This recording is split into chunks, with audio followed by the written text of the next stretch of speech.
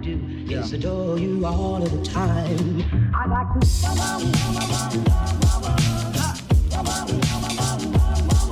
So the car that I need to work on kind of can only have a spot in the sun because my project car doesn't run, so I can't move it.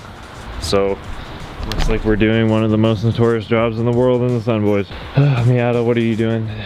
So if you guys didn't watch the last video, or if you guys haven't been watching the Miata series, we pulled this out of the Miata. Hella mess pump. It's from old gas and stuff like that. But today, we got a change of heart. We're gonna be working on the sedan. If you guys remember when I did the BC Racing coilovers, I tried adjusting the height and I really messed it up. So today we're gonna be not really rebuilding, but partially rebuilding. We got some new collars here, and then in this one we got the shock. So what happened basically last time is this sits under the spring, so approximately like right here, I guess you would say, and then this one sits under it. And basically I pipe wrenched the shock, and which crushed my thread, and the height thread is currently sitting on those crushed ones, so I hope I didn't screw those threads up. But other than that, we're gonna take out the front struts. Like I said, we're gonna rebuild both of them, and I'm gonna do the backs as well, and then hopefully the height of the sedan is gonna be good today. I apologize, it's really windy out, but as you guys can see, I am raking. It's quite high in the front versus the rear is quite low. So I gotta do the damping in the rear, or the preload in the rear as well, because the rear's clunking, so I gotta figure out what's going on back there. But without further ado, less talking, let's go ahead and start working in the sun. Not excited, but let's get it done. So one of the first things that I have to do is obviously remove the strut bar. But once I get the strut bar off, we're gonna have access to the center middle bolt that sits on top of the shock tower. Holds everything down. What I'm gonna do is what I always do when I'm doing anything to do with like spring removal, is I'll always crack that bolt while it's in the car because it's being held. So I'm gonna crack that when it's in here, so it's easier to loosen when I take it out, and I don't have to clamp it or anything like that. So no further ado, I'm getting absolutely raided on by like tree debris, so let's go ahead and get started with this.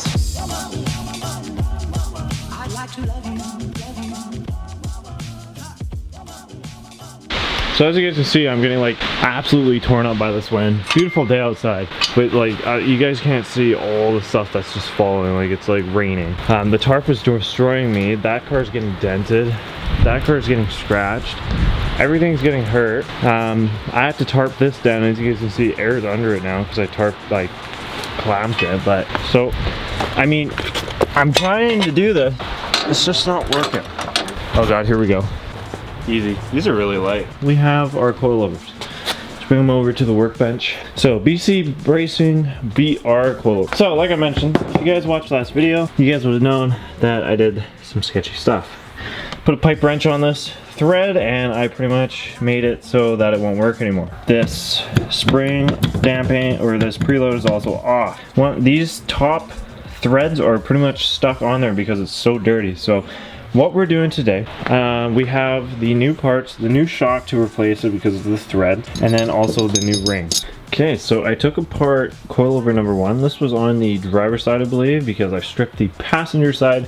This is the passenger side, but I also cleaned this up. Now look how good that looks. Look how good all this hardware worked. I cleaned all the threads. I lubed up the little bearing right here so that spins nicely. I cleaned out all, like pretty much everything except the camera plate because I don't really use the camera plate. So I'm going to be showing you how to do the same steps on this one. To clean kind of the thread and stuff like that, I used a toothbrush. FW1, this stuff is crazy for cleaning. A little bit of bike lube for the bearing, and this piece right here, that's I don't know if it's supposed to spin, but just in case it spins, I put it on there too. You don't really need to do that. And then the girlfriend is leaving right now because I don't have a car to drive. She's getting me anti-seize, which we'll be putting on the threads. That's why this one hasn't been put together yet, but let's go ahead and take this one apart. It's gonna be straightforward and easy. Let's go ahead and pound it out. So you guys are gonna want your Spanish wrenches right here, a flathead, your tools. You're gonna need a 17 to pop the top off. That's really all you have to do. Allen's if you want to take apart the camera plates, but to begin with, I'm gonna throw some gloves on, and I'm gonna start by taking off the bottom. So, okay, go ahead and we're gonna thread this off. This takes a second to come off, so just give it a good long spin. It comes off, so we can leave that off to the side.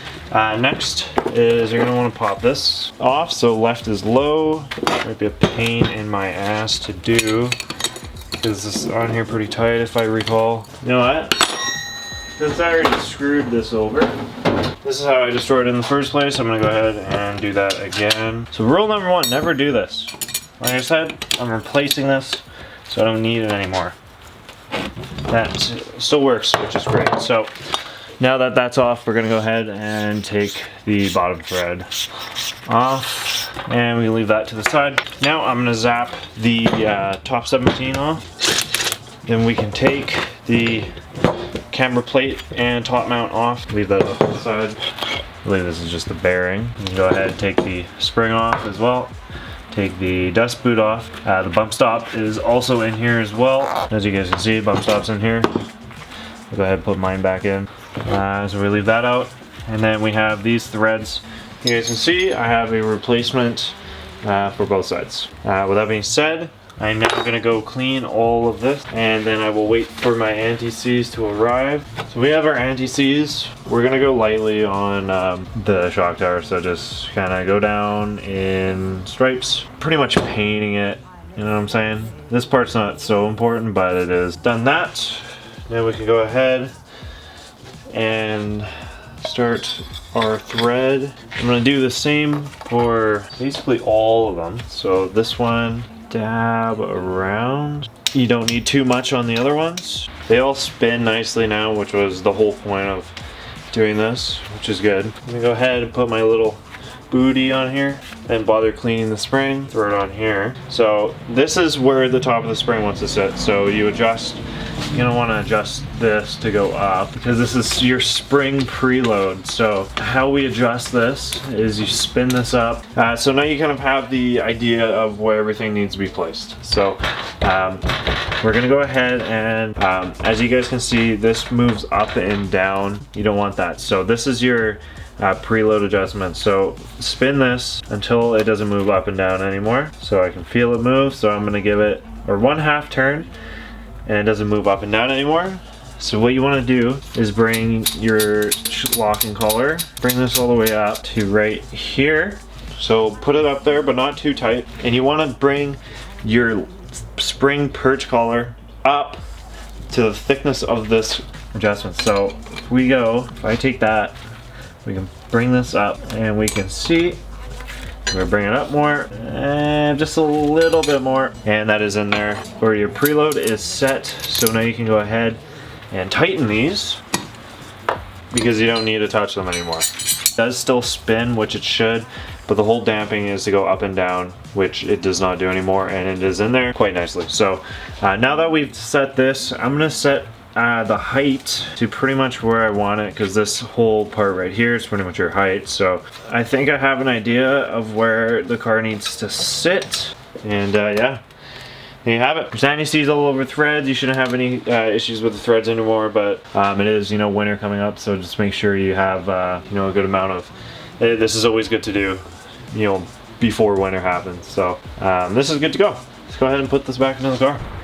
And the Mazda 3 is finally complete. So fortunately, the end discussion, the race lines did, you know, manage to get a little higher. Obviously, if I adjusted the preload, I'd be able to get, you know, a little bit lower, but she's fine as she said. It's a nice, comfortable position, and everything with the sway bar and everything makes it just feel a lot more comfortable to drive. Without further ado, I'm done in the wind today. This has been an absolute mess. The garage has dump everywhere in it, just like leaves. Yeah, that was a long weekend of working on cars. I hope to get the Miata started next weekend, but we'll see. That's big on the list. But other than that, that's all I got for you guys today. If you guys have any questions or comments, leave them down in the comments below. And if you guys enjoyed today's video, make sure to hit the subscribe button and leave a like on the video. Other than that, guys, keep it real. I'll see y'all in the next one.